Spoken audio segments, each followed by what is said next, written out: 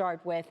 In just hours, history will unfold in Miami, where former President Donald Trump is expected to surrender to federal agents, which will make him the first man to occupy the Oval Office and then face federal criminal charges.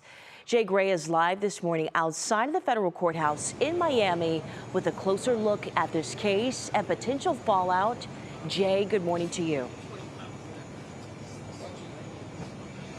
Hey, good morning. Look, the indictment alleges former President Donald Trump violated the Espionage Act, hiding away some of our nation's most guarded secrets inside his Mar-a-Lago estate, many of the documents dealing with national security.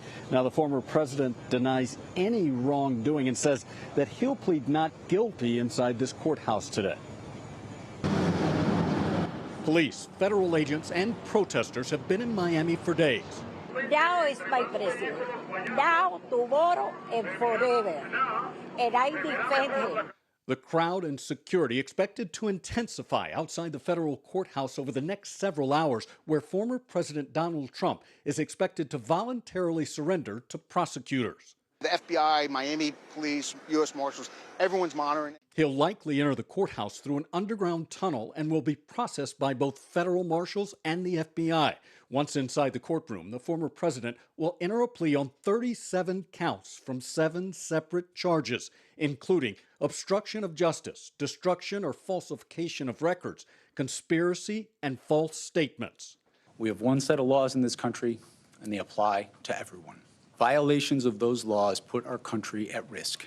Images released by the Department of Justice show boxes of classified documents scattered throughout Trump's Mar-a-Lago resort. The former president says he's done nothing wrong, labeling the indictment the boxes hoax.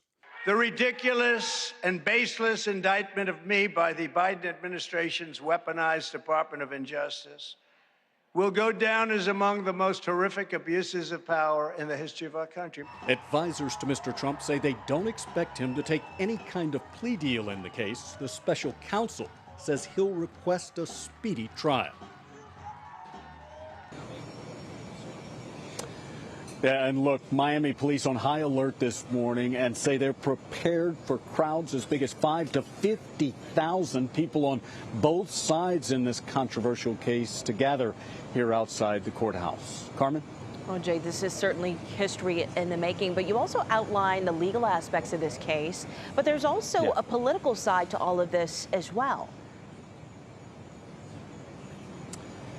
Yeah, no, you're absolutely right. And look, to this point, the fallout there seems minimal at best. The former president still really the leader as far as GOP presidential hopefuls are concerned, leading in most every poll.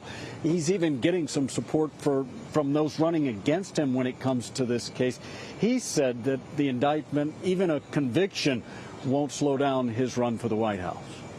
Wow. Okay. Jay Gray reporting live for us in Miami. Jay Gray, thank you so much.